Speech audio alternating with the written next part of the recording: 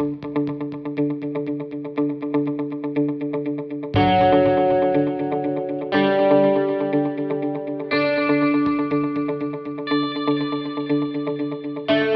back to Elite Performance Podcast. Today, our guest is Max Schmarzo. Max is the man behind the Strong by Science social media pages that have become more and more popular and do a great job of bridging the gap between sports science and strength and conditioning. Max is currently at Stanford University working as an applied sports scientist. He finished his master's degree from Iowa State and his undergraduate in exercise science and also athletic training from Cole College in Cedar Rapids, Iowa. Max is a bright young guy. We had a great discussion today, involving a lot of things, especially his new book along with Matt Van Dyke on the applied principles of optimal power development. So we talk about many of the things in that book and also just many things that he's been working on and, what his goal is with his work and how to better integrate the sports science into strength and conditioning. So it was a wonderful discussion. I know the listeners will gain a ton from this conversation. Before we go to Max, I'd also like to just point out that on our website, we also have our do-it-yourself flywheel manual just came out a couple days ago. So please pick that up if you want to have the power and the benefits of a flywheel / inertial training. We put together 3 different variations of how to make it yourself for only about $150 to $200. The benefits and the current literature coming out on the benefits of flywheel inertial type training is too hard to ignore. So this is a great opportunity to get your hands on your own flywheel machine without having to drop $3,000 to $5,000 on it. So please check that out on our website. Under products, you'll see flywheel. But without further ado, let's go ahead and get to Max. The Elite Performance Podcast. Today, our guest is Max Schmarzo. Max, how you doing today? I'm doing good. How are you? Not bad. So we were talking a little bit off air, but talk to us about your new book that you just released with Matt Van Dyke, The Applied Principles of Optimal Power Development. Talk about that experience and how that all came to fruition. Yeah. Well, funny kind of story. Matt and I started the book off as a blog. You and I were talking about this earlier, and it kind of just got out of control, maybe. I don't know the right word to describe it. It grew legs and turned into a book. It was really fun writing it, but also obviously challenging. Matt and I think in a similar manner, but I guess in somewhat different ways. So he's much more organized than I am. So you can thank him when it comes to that book making any sense at all. There's a blast. It basically breaks down the, research-based principles of power development, how you can integrate them into training from a very specific standpoint at the individual level, whether you want to do full-scale force velocity profiling, or whether you want to integrate some of the stuff in a very team-based setting where you can just utilize certain post-activation potentiation methods that are much easier to do with a team of 35 people as opposed to trying to profile a single athlete. But all in all, it's just a good read, and we try making it as applicable as possible. Obviously, I'm biased because I wrote it, and I think it's a good book. But from what we've heard, people seem to be getting a little bit out of it. And if you guys want to give it a read and let me know what you think, I'd appreciate it. And if you ever apply something and say, hey, this is better suited to do this way than what you guys wrote, I'm more than happy to learn. So it's been a great learning experience from a writing standpoint, but then also learning experience from how people are actually applying them and showing me where I screwed up on things and where I could do better. Yeah. Like I said, I highly recommend it. It's been a great resource. You guys did a really good job. It's very thorough. It's not like just, some of those online books you can get are 15 pages PDFs. This is a legit read. A lot of, like I said, research based. So I really appreciate you guys putting out that content for everybody. Now, I know you're a big former basketball player. I see you can still tomahawk dunk a little bit there. Vertical jump, you must be pretty passionate about that. So let's say this, you got an athlete wants to enhance his or her vertical jump. What's your game plan look like, in the perfect world? So a couple of things you got to address. What kind of vertical jump is it? Right? Is it a standing 2-foot jump? Is it a 2-foot approach jump? Is it a single foot jump? Based on whether or not the jump is 2 foot or 1 foot, you're going to have different kinetic energy requirements. So someone who's a 2-foot jumper is going to be heavily predicated on developing kinetic energy from that 2-foot position. Where someone's a 1-foot jumper who's using a transfer of kinetic energy, the mechanisms are very different from one to the other. 2-foot jumper, you're going to see this a lot of guys who are in NFL combines, right? They get like 40-inch vertical from a 2-foot jump, but they go and run up off 1 foot and they're still at like 38, 40 inches. And there's not much of a difference between their 2-foot and 1-foot jump. And a lot of it has to do with their ability to transfer kinetic energy. It goes back to kind of Franz Bosch concept, which is a kinetic energy threshold, where you can only run so fast and jump off of 2 feet, because if you're going to jump onto 2 feet, you have to stop your kinetic energy and then rebuild it, as opposed to being a 1-foot jumper like some of the guys in the NBA who take off and just like LeBron James, I guess. Well, he's a freak. I shouldn't use him. Like an elastic kind of long-limbed athlete you might see who's a great 1-foot jumper, but not really a great 2-foot jumper. So once I get that kind of decided upon how I'm going to improve it, there are a couple basic things you want to do. One is make sure they're strong enough. I don't care if you're a 1-foot jumper or a 2-foot jumper. If you can't move because you're weak, right, that strength base obviously plays a role, but the amount of strength is going to differentiate between whether or not you're improving 2 feet or 1 feet. A 1-foot guy doesn't necessarily need to have the most insane back squat, but a 2-foot guy is probably going to have a greater correlation with back squat to vertical jump in regards to 2 feet, if that makes sense at all. And then once you have that strength base built, you kind of look at specific structural qualities and specific contractile properties, and you kind of get a lot more specific from there. But it's really build the strength base, make sure they have that foundation. From there, look at different kind of rate of force development. Where are they weak? Are they not able to get up quick? Are they not stiff enough? Are they too compliant in regards to their range of motion for their jump? So someone who has a 40-inch jump but takes a huge dip to jump, how applicable is that actually in basketball, as opposed to an athlete who maybe has a little bit of a smaller vertical jump who can do it in a much quicker time period? Yeah, absolutely.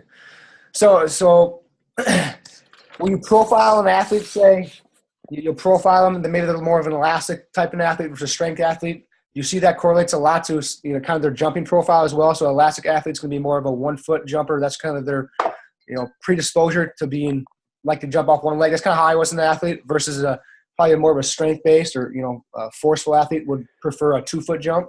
Yeah. You actually.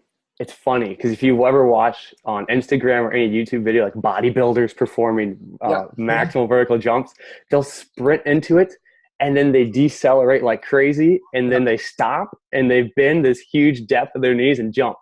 And you look at it, you're like, first off, why did you even run up? Yeah. But secondly, they're only good at producing kinetic energy, not transferring kinetic energy. Yeah. And as opposed to like a high jumper who is super elastic and they deal with transferring kinetic energy from really, really small joint angles, right? Those guys don't take the huge, preload that you might see the Instagram bodybuilder do for his jumps. And just that simple analysis by visually looking at it, you can get a lot from it. Yeah. And so what are some ways that you'll take, say, someone that can't transfer that kinetic energy into, say, whether it be a 2-foot or 1-foot jump? How do you improve those? So, what are some strategies that coaches can use to improve the transfer, the elasticity of, that transferring that kinetic energy? So if I had a perfect answer for this, I would jump a lot higher. Yep. So I'll preface this by saying it's probably not the perfect answer, but if I take my best guess, it'd be doing a lot more continuous plyometric movements. Often we do a lot of in-place vertical jumps, a single depth jump, which is great, but the kinetic energy really isn't that high. So if you do more continuous bounding, if you want to quote Verkhoshansky, more extensive work, right? The ability to develop that kinetic energy and then continuously transfer as you build up momentum. So if you're doing like a single leg bounding would be a good idea. 2-foot horizontal pogo hops, single foot pogo hops, a lot of movements that are dealing with small joint angles, small rapid ground contact times, and higher kinetic energy transfer. So anything that a triple jumper might do, those guys are the most elastic human beings on the face of the planet. right? If you do anything that falls in their category of training, you're probably going to be in the right direction. Yeah. I still think there's nothing more beautiful than watching, Jonathan Edwards, the world record holder for triple jump, watching his world record triple jumps. That guy was a freak, man. That is incredible. 60 feet, 20, each jump 20. I mean, it's incredible. He's poetry in motion for sure. It's amazing to see the amount of force those guys deal with upon ground contact and how little displacement their center mass is. It has to go back to like lower limb vertical stiffness abilities. Yep. And whether that's like fascia, muscle, tendon, ligament, or joint capsule stuff, they hit the ground with such high forces, but there's such little deformation and little joint range of motion occurring that they're able to just spring right back up like a kangaroo. It's insane.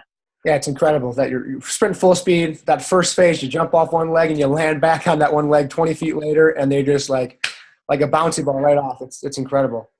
And speaking of that, so obviously the forces that are exerted on the body during that phase, or whether it be sprinting as well, are far exceed any kind of load you can mimic in the weight room in terms of lifting. So how can we use some of those bounding type activities, for coaches as a strength, adaptation? How can we, use those things outside the weight room to help athletes get stronger and faster and more elastic?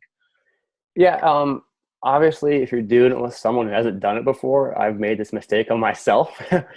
Keep the volumes relatively low, because the last thing you want to do is sacrifice the ground contact times for the sake of the movement. Because if you're actually working on the elastic qualities, you want to ensure that the range of motion that is happening on ground contact time is minimal, and that they maintain stiffness. So that's kind of one quick indicator you should look at, whether or not you should continue to load the athlete. But in regards to transfer in the weight room, you're not really going to see someone get quote unquote stronger by the numbers by doing, elastic plantar flexion type of work. But you're going to see it much better when you look at numbers that correlate to like single foot jumps, whether their bounding is increasing or whether or not their single foot approach jump is increasing. So I think that's an issue that I personally make. And I think it has to do with the sociology and of strength conditioning itself. We often take these performance numbers and reflect it back in the weight room, as opposed to looking at the weight room as a sport facilitator. Because ultimately, if we could facilitate our adaptations and optimize them without ever touching a weight, and that was the best and most efficient way to do it, we'd be stupid not to do that method. But if the weight room obviously is important, but it's important in facilitation of the actual adaptations that are important for sport, not necessarily determining the sport outcome. Absolutely. So one thing you touched upon there was not sacrificing ground contact times. Are there certain times you're looking for athletes to stay under? It's a bounding or depth jump. I mean, I've heard, 0.25 seconds. Yeah, that's like the research is 0.25 seconds. My God, if you can eyeball that, more power to you. Switch mat or some of these, the My Jump app, you can measure that. But is it just a visual thing as a coach? You're looking at it and say, all right, that was too loud of a contact, or it was clearly too long, I should cut them off, or that was just too much. What are some ways, so how would you as a coach evaluate that? So heel, knee, and hip are probably going to be good indicators, right? If someone has a quick ground contact time, their heel isn't going to be touching the ground for long. And if their heel does remain above the ground and they have a slow ground contact time, then movement's occurring at the knee. If the ankle, heel, and knee are all in a good range of motion, but their ground contact time is still high, then something's occurring at the hip. Okay. So it's kind of working your way up the kinetic chain, and by eyeballing all three kind of at once, you can get a really good idea as to whether or not those ground contact times are falling within the ballpark you want it to be. Excellent. If you have a switch mat or the My Jump mat now, you can get that new computer that measures ground contact time. Mm-hmm. But if you using that, are you looking for things 0.25 and under, or what? What would you do on that front if you have the access to technology that can measure ground contact times? Yeah, so 0.25 is considered the fast stretch shortening cycle time. It has to do with the elasticity of certain structures and whether or not we don't actually 100% know what the heck's going on there. We can't really open someone up and look while they're doing it, but we can have the idea that fast stretch shortening cycle is best trained when it's under 0.25 seconds. Yep. And yes, if you have a jump mat, right, it's awesome to use. And you have a My Jump tool, it's awesome to use. But the issue with that is you can't do continuous movements with it, especially horizontal kinetic energy movements. Right? If you're working on short ground contact times, typically that's working on, right, kinetic energy horizontal transfer. And if you have a whole bunch in a row, I guess you could do it. And you got to. So I know in Japan they have I think it's 100 meters of a force platform. Yep. So I mean, if you got the money, more power to you. But more times than not, eyeballing it is going to have to be your best bet. Okay, awesome. So kind of a concept that you guys wrote in your book that is going to gain a lot of popularity and brought it back to the forefront is isometrics, and whether you're using it as a post-activation potentiation tool or a neurological tool. But can you talk about some of the different forms of isometrics that you discussed in your book and kind of the ideal application of each? Yeah, so I'm going to give myself a cheap plug here because we're actually writing a book now on isometrics for performance based on some of the research. Perfect. A lot of it came up because from our book, we talk about post-activation potentiation, and it's a great tool and great method, but that's only the tip of the iceberg in regards to isometrics. It's almost amazing how much depth there is behind it. I really didn't understand it completely, even when I wrote the first book. And then after I got a whole bunch of questions, it kind of forced me to read a little more literature and really understand what's going on. So without trying to be too long-winded, I'll kind of break it down. So in our book, we talk about post-activation potentiation, and that has to do with improving neurological readiness, but also, intent at critical joint angles. So critical joint angles would be those joint angles where the transition occurs from eccentric to concentric, right, where the isometric action occurs. Yep. Those critical joint angles in ballistic movements are extremely important because in a ballistic movement, it's that initial concentric rate of force development that essentially shoots you out like a bullet. And on the upper ranges of that movement, especially for like jumping or running, you're not really producing a whole bunch of force after that initial ballistic burst. So that's the idea behind those critical joint angles and post-activation potentiation. But if you want to dive into isometrics in a little more depth, and you're talking about how do I use it for general preparation, there's all the difference between short muscle length and long muscle length isometrics. Long muscle length isometrics tend to cause different hypertrophic adaptations as opposed to short length isometrics.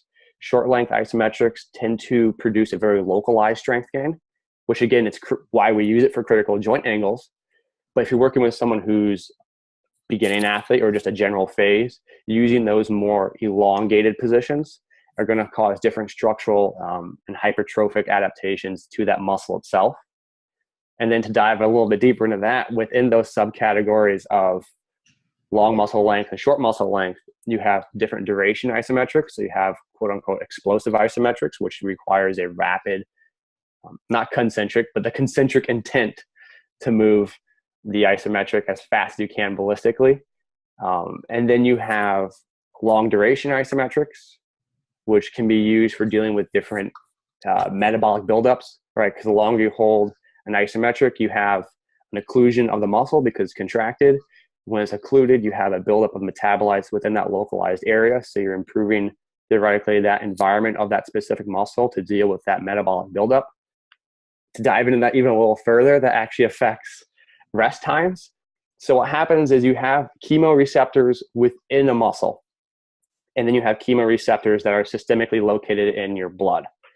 What happens is when you perform an isometric contraction above 15% of maximal voluntary contraction, you have occlusion in the muscle. So the muscle is locked up and no blood's going in or out. But there's chemoreceptors inside that muscle. And what happens is when it's occluded, you get a metabolic buildup and acidity increases within that muscle. And those chemoreceptors within the muscle say, hey, brain, our body is getting super acidic. Breathe, because we need to buffer it out. So your body starts breathing in response to the isometric. But the issue is there is no acidity within the system of the body because it's all trapped in with that localized muscle. So you actually go into a state of alkalosis in the system. While that's happening, you are increasing your breathing rate, but it's technically not functional breathing because what's happening is, again, the muscle has the occluded blood within it. If you guys can't see it at home, I'm doing a bunch of hand gestures here, like a big muscle in my hand. So I apologize if you're not, doesn't make a whole bunch of sense. I promise if you had the videos, my hands make sense. So what happens is once the body then releases that contraction, the chemoreceptors within that localized muscle say, oh, hey brain, we're not actually acidic anymore. All the metabolites left, you're cool, keep breathing normal.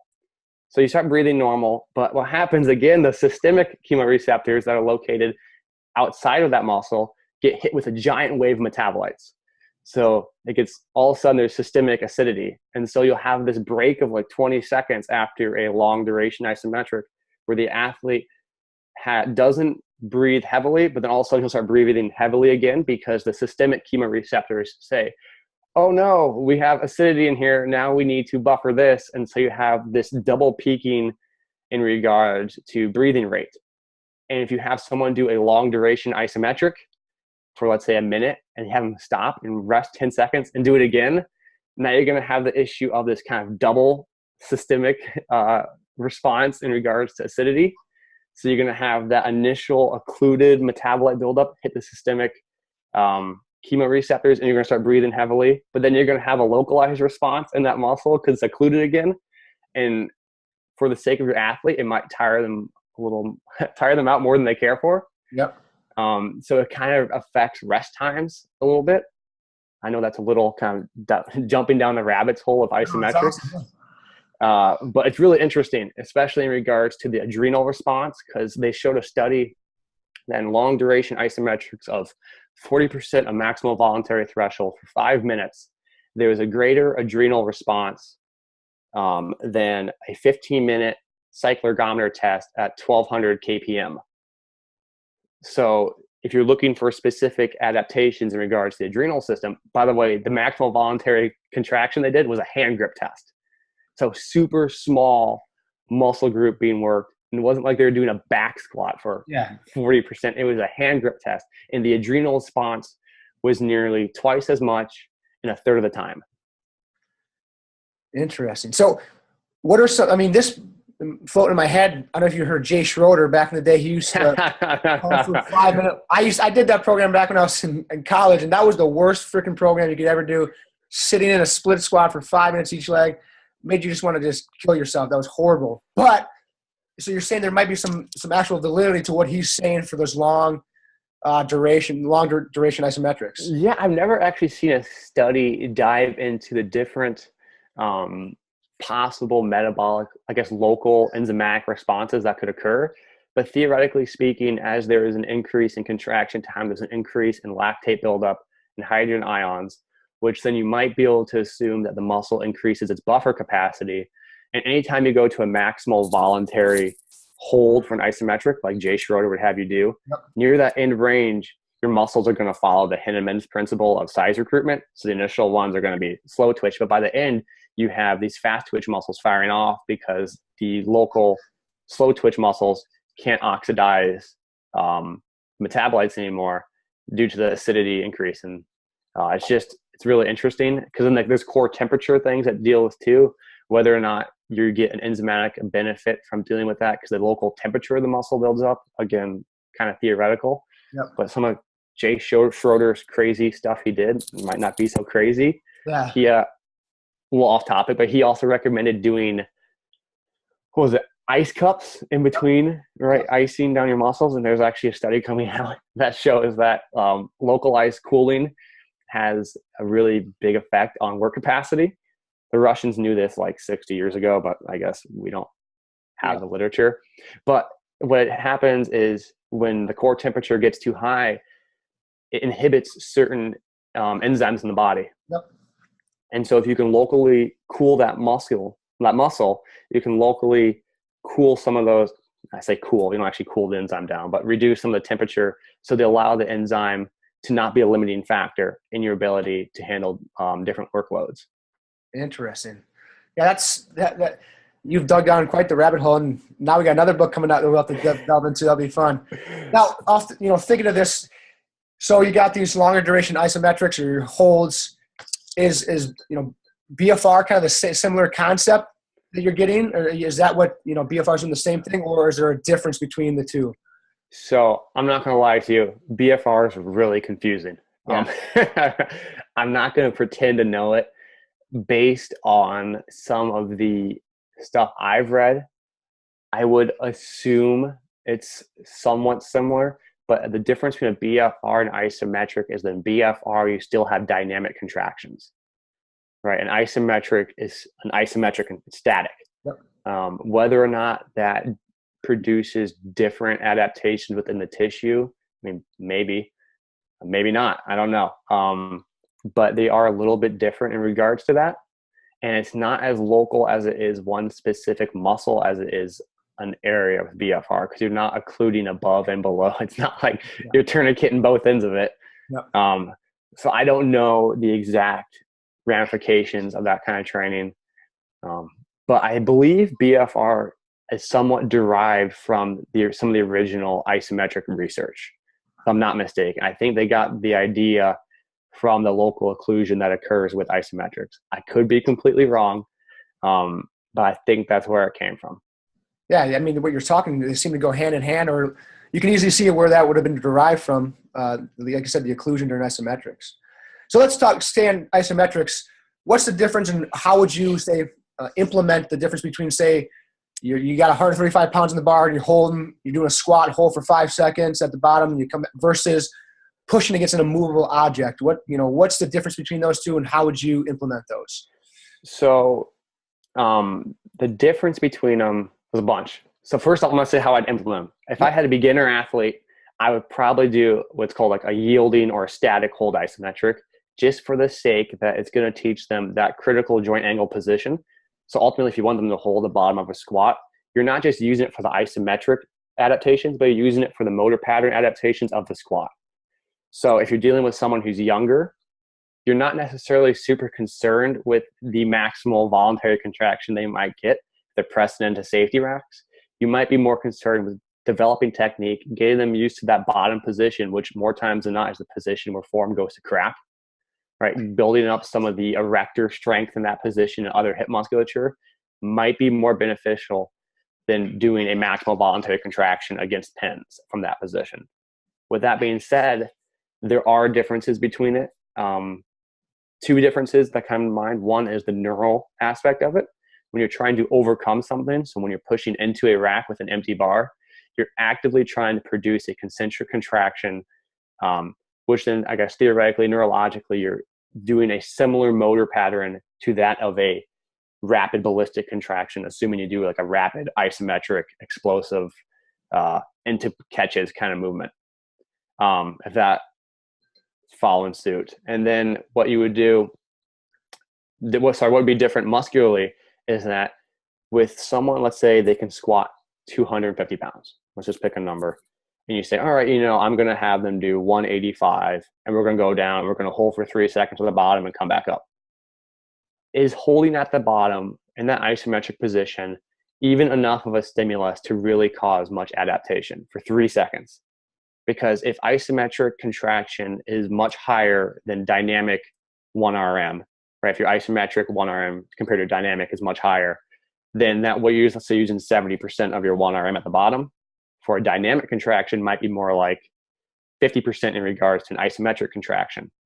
So then you actually have to ask the question, is that yielding position even enough of an intensity for an isometric contraction to cause a training stimulus? Okay. The nice thing about pushing into racks is that you never have the concern that can the athlete stand back up? Yeah. Because they're using an empty bar and they can just dump the bar and get out and walk away. They'll be fine. But again, you don't always know how much force they're producing. So there's a trust level involved.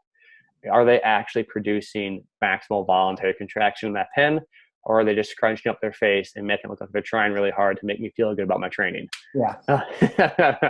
So I would save the maximal voluntary contractions into pins for either elite athletes or someone you really trust.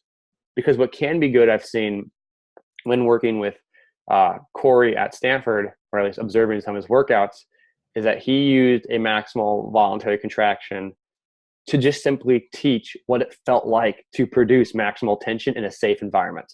Okay. That way they're not having to worry about, do I stand up with the bar? But they're truly understanding what a 1 RM is.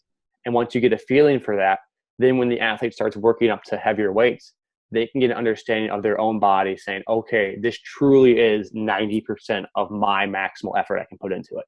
As opposed to someone who's like a newbie trainer and they kind of just go out there and they think everything's super heavy. Yep. Oh yeah. And they underestimate how strong they are. I don't want to dive too far in that, but I worked with older adults and they just had the worst ability to understand how strong they were. For some reason, they thought everything they should lift were 10 pounds, and they were capable of lifting like 150, especially for like deadlifts. And I told them, you got to understand that you have to learn what hard is before you know what easy is. Yeah. Hey, I've never heard it used in that sense, but it makes perfect sense. And like you said, for somebody maybe inexperienced, that it gives them that feeling in a safe environment where they're not dynamically moving to experience that. Or, if we all had that, money and resources, just have force plates and then we can measure it all the time, right? Yeah. So what I thought about doing is I have what I call the machine. I stole it from Ross. I believe his last name's Emmerich. I give him all credit. He had a picture of it online and I made it. But we thought about taking a industrial size scale for $90 and hooking it up. And so when we did our isometric pulls, you'd actually register a force because the industrial scale goes up to like 3,000 pounds. Yep. If someone breaks it, then I'm totally okay with it, I guess. But it allows you to actually measure in a cheap way without having to get a fancy force platform. Yep. Does it give you the force time intervals a force platform does? No. Is that really why you're using the isometric pull though in this situation? No, maybe not. Maybe for $90, that industrial scale does just exactly what you want a force platform to do. Absolutely. That's absolutely. That'd be a cool idea. I mean, like you said, that'd be. Have you done that, or is it just theoretical right now? Have you gotten the scale? So, I've thought about it a couple of times. I don't use my piece of equipment. It's actually my brother's technically. I made it for him because he moved, but he left it at home. So I've been using it a bunch. And so I'm hesitant to buy a scale because he'll just take my scale and run away with it when he comes back to claim the machine. But I've done similar things before with band tension in regards to a fish hook scale and measuring certain tensions of bands. I see no reason why it wouldn't work with an industrial. I guess it'd be a hanging scale. Yep. Okay. So I've not done it, no, but I want someone to do it and take a picture of it so I can take credit. So when you're using these isometrics, say for a PAP, how long are they pushing or pulling into the pins? What duration are you looking for? Again, a little bit depends. Someone who's familiar with isometrics and had done before, you could start implementing some explosive isometrics because that way they're going to do it in a safe way. But more times than not, if someone's using that post-activation potentiation stuff for the first time, typically have them ramp up for 2 seconds so they feel tension, hold for about 4 to 6, and then ramp down for 2. Okay. That way you don't have someone just jerking into the pins, and especially if you're doing like a hex bar pull. Next thing they do, they're just rounding their back and they look like a cat. Yep. Have them develop tension first. Say get to 60 at 1 second, get to 80 at 2 seconds. At 3 seconds, get to 90, 95. At 4, get to 100. Hold to 100 for 3 to 4, and then ramp back down. Okay. Excellent. Interesting. Okay, perfect. So we kind of touched upon a little bit here, but you've written a little bit about early and late rate of force development. What's the difference between the two, and what are the training implications? So early and late stage rate of force development I think it's super interesting. I'm just a nerd, maybe. That's why I think it's cool. But they're independent of each other. So if you read super training, they call early stage rate of force development, it's essentially starting strength. And then they call late stage rate of force development, I believe they just call it rate of force development. Okay. And then explosive rate of force development, I think would be the combination of the both. So if you're reading any of those books, and you're confused what the heck those things mean, it just basically kind of means early stage rate of force development and late stage rate of force development, which then helped me a lot because then all of a sudden I had these resources I could actually read in regards to it because I knew what the heck I was talking about. The early stage rate of force development is kind of predicated on two things: neural aspects and tendon aspects. The tendon aspects have to do with tendon stiffness, and the neural aspects have to do with how fast you can fire your, I guess, nervous system. While the late stage rate of force development has much more to do with contractile properties of the muscle itself, type 2 fibers and twitch properties. That's why you're going to see someone who might have a really explosive first step, but they're not really strong at all. So someone who has a really explosive first step, because they're going over a very short range of motion, might have really high early stage rate of force development, but their magnitude of rate of force development is independent of the early stage rate of force development. So you can have a really high early stage rate of force development, but if your magnitude is really small, right, you might be able to get off the ground really quick for a rebound, but you don't jump very high. So in a perfect world, you'd have a high magnitude and a high early stage rate of force development, because theoretically speaking, the faster you get through early stage rate of force development, the sooner you can get to late stage rate of force development, and they essentially facilitate one another to help improve that ultimate performance. In regards to training, late stage rate of force development hasn't really been shown a whole bunch to be improved through traditional resistance training. A lot of it has to do with, if you read a paper by Voss von Huren, I hope I said his name right. Yep. I don't remember the exact title of it. It's one of his, I guess, 5 recent papers he's published.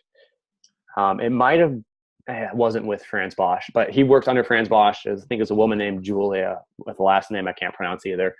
He wrote it with, and it was really interesting because it highlighted how resistance training and what we consider traditional resistance training hasn't really brought about much improvements in early stage rate of force development, as opposed to the developments it's improved in regards to late stage rate of force development. And a lot of that has to do with late stage being predicated on contractile properties, and it's been pretty well filtered that improving in the weight room can improve contractile properties. Right? I think that's fairly well established.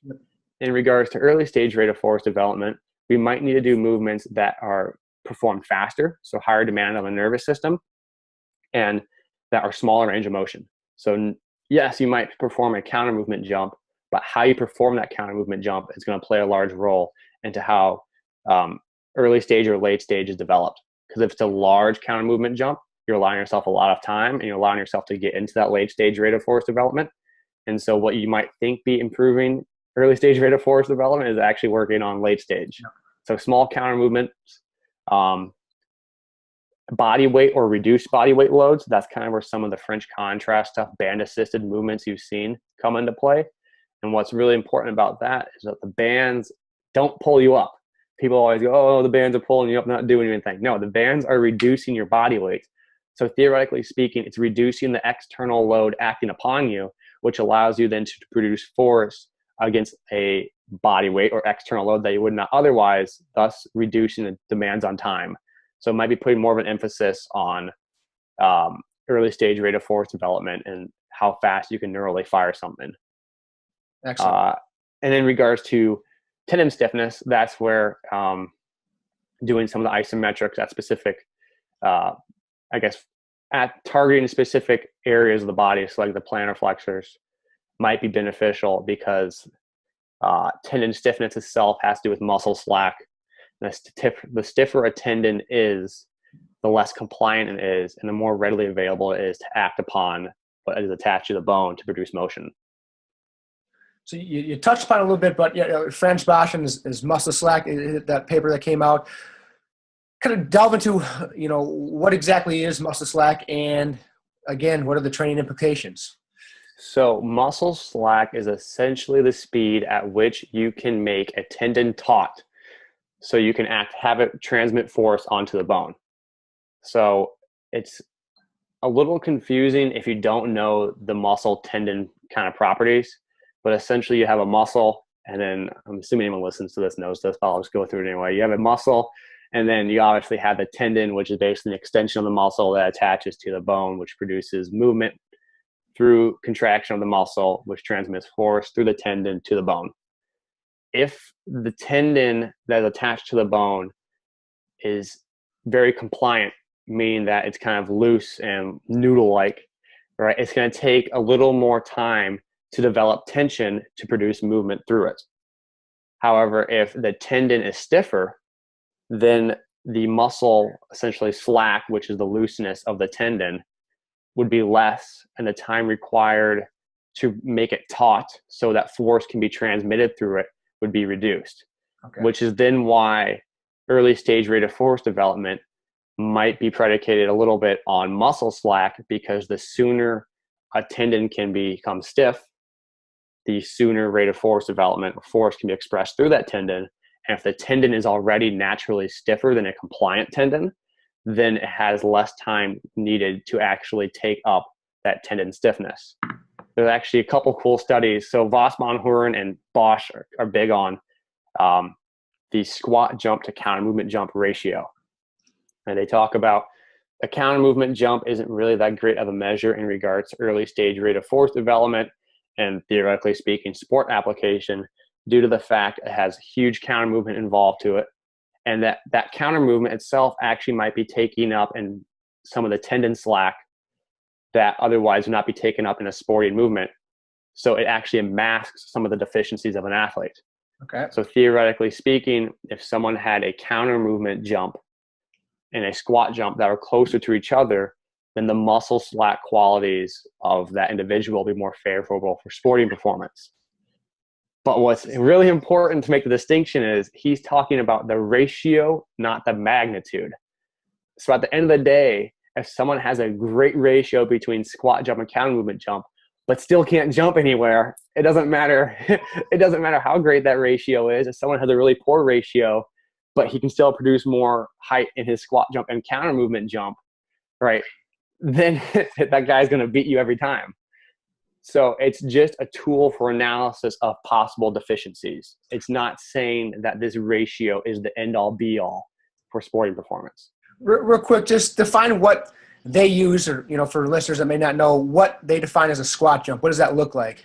So a squat jump would be going down to the bottom position of a counter movement jump, pausing so there is no eccentric load from momentum, and then jumping back up and measuring that height, typically down with your hands on your hips, as opposed to a counter movement jump where you preload the body, right, with a downward momentum, which then allows your concentric action to be facilitated as basically moving against an external load, which is the momentum itself, which allows for tendon stiffness to be taken up during that time, which then theoretically masks poor tendon qualities. Is that also done with hands on hips? Yeah, sorry, hands on hips as well. Okay. And so we're looking ideally for those two numbers to be as close as possible. You're saying for someone to exhibit, like you said, good tendon qualities or usage of their muscle slack? Yeah, so the idea would be there's actually a cool study that came out looking at counter movement jump height and squat jump height in regards to tendon stiffness and how certain training influences one versus the other. They had a group of subjects perform a isometric squat, and it turned out that the isometric squat didn't improve the counter movement jump, but improved the squat jump height. What's also important is that the squat jump to counter movement jump ratio the squat jump to counter movement jump ratio improved without a reduction in magnitude to the counter movement jump. So they still jumped as high in the counter movement jump. So it suggests that improving tendon stiffness, which has been shown to be done through isometrics, which was the training modality of this study, might improve early stage rate of force development, which then couples back to Franz Bosch's concept of squat jump to counter movement jump being an indicator of possible early stage rate of force development and muscle slack. And this study showed that doing an isometric squat was able to improve squat jump without a reduction in counter movement jump, thus indicating that the qualities that dictate a counter movement jump might be slightly different than the qualities that dictate a squat jump. Okay, interesting. Now, so squat jumps one way would it be, say, getting in that joint angle, sitting on a box, pausing, and then again going to your jump? Would that be another way? I know you've looked into that. I believe in the past. Would that be another way to kind of look into that theory? Yeah, I think that'd also be a good one. But the one issue with it is you got to make sure the individual is pre-tensed in that position. Okay. Because you can get someone to cheat and rock a whole bunch, and now they're producing momentum and possibly taking up muscle slack before that performance. But by having a box, you at least maintain specific knee joint angles. And you also ensure that the athlete isn't doing any counter movement that you're not noticing, because sometimes you have someone say, go to a squat jump and jump back up. And all they do is they squat down, they hold that position, and then they go to jump, they just lower themselves again and jump back up. Oh, yeah. And then you throw your hands in the air and you keep telling them stop doing that, but they can't fix it because it's so innate to try and preload our muscles in that way. The box can help. Awesome. Well, Max, we're going to go down to my last 3 questions here. Just some basic general questions, but give me your top 3 books that you would recommend to whether it be sports scientists or strength coaches. So any physics book, preferably a simple physics book, one that makes sense, is really important to have. There's one book, it's called Biomechanics for Sports Performance. I probably butchered the name. It's by Gavin. His last name is Moir. Biomechanist, really good book. It's pretty thick, but he explains things very well. There are certain sections in there you might want to skip in regard to some of the calculus stuff if you're not that interested in some of the more in-depth biomechanics, but he does a really good job of explaining physics and biomechanics in regards to actual application of sporting performance and how, as a coach, we can actually utilize physics to understand movement. The next book is any strength conditioning book that is understandable. Because people always ask me, Max, what is the first book you should read? One you can read and makes sense. Because the hardest thing is to get started reading. For me, it was Science and Practice of Strength Conditioning by Vladimir Zartorsky. And I think William Kramer might have been the other author. I could be wrong, though. But I know Zartorsky was the other author on it. That book is really well written, has a really big font. So it made me kept me engaged when I was first reading it. It has pictures and graphs to explain things, and it's really made to help someone actually learn how to apply some of these principles. I found that book more than useful, and I go back and read some of it still. It's just a great starting book. And then I love Super Training. People don't love it all the time because it's really hard to read. But I've found that the science in there more times than not is right. And a lot of the stuff that we do now is kind of rehashing some of the stuff Super Training talks about, especially in regards to like DC potentials and the omega wave use. Some of the cooling, intraset cooling in regards to work capacity. I'm not a huge fan of some of their programming in there. But again, it's more predicated towards an Olympic athlete who has a 4-year cycle. Yeah. It's incredible that 50 years ago, Yuri and Sif wrote that groundbreaking of a book. And like you said, it basically all still holds up today. Oh my, it's amazing. It's well, to piggyback off of that, Verkhoshansky made a book called Special Strength Manual for Coaches. I think that's what it's called. I always forever will say that book incorrectly. But he talks about how Verkhoshansky uses Nicola Bernstein's dynamical systems theory to aid his dynamic correspondence stuff and to integrate that motor learning with the actual physics and application of strength conditioning. To me, it was really cool. And there's certain nuggets in there that people don't realize that are in there. And it's just like, oh, it's just, you realize how smart they are and how much smarter they are than you. Yeah. All right, next one. So you can go to dinner with any 3 people, dead or alive. Who are you taking to dinner with you? So this is a non-religious, non-political answer. I'll preface that right now. My first one, I'd have to say, just because I've read all of his books, would be Verkhoshansky, and he's speaking English. And he speaks English fluently in this, so I can ask him all the questions I have because I've spent more time reading his Super Training and his other books, and I would just love some clarification on it. Yep. So to sit down and have dinner with him would be very cool, and it would help me hash out a lot of my questions I have in regards to strength conditioning. So that's one person I'd have dinner with. I think another person I would have dinner with, this might sound weird, it's kind of funny, I guess, too, but would be myself. I would love to see whether or not I'm as annoying as I think I am, or if I'm actually, if I come off like as a good person, or just all in all, it's something that it's an interaction. I live as myself, but I don't actually know who I am. Yep. So to have dinner with myself from a philosophical standpoint, I think would be very interesting. Obviously, I would like to have dinner with myself, but not know myself and put it that way. Yep. It'd be I guess a philosophical kind of I experience. like that. That's not a vain answer. It's a philosophical answer. So anyone who wants to blast me about trying to be vain and talk to myself, not what I'm trying to get at. And then from the third one, oh gosh, I struggled with this. And I really wouldn't call it people as much as it would be, and again, this is kind of a non-political, non-religious answer, to sit down with my family and truly have a dinner, because I think that's something we don't take enough time to do and really appreciate. I'm not talking about just like my immediate family, but like people who I've grown up with and who I consider family. Yep. And I think obviously they're all alive, but sometimes getting them all in one place is harder to do than it would be to have dinner with a dead person. Yeah. So I think that's something I really appreciate. And maybe that's not the answer people are looking for, but for my own selfish interest, that's what I want to have. No, that's good. Finally, where can listeners find you? Where can they, find you on social media? Where can they, pick up a copy of your book with Matt? So my social media is strong_by_science. It's on, sorry, my Instagram, my social media. My Instagram is strong_by_science. I post videos on there and people might be familiar with my stuff on there. I have a strongbyscience.net is where the book is sold through. I have an Instagram called strong_science because strong by science was taken.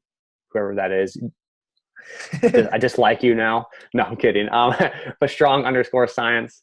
I try and post. So I have a Facebook as well. I believe it's called Strong by Science SBS1. I try and post live journal articles on that Facebook because I can't really post journal articles onto my Instagram. Yep. I don't really get a hyperlink per post.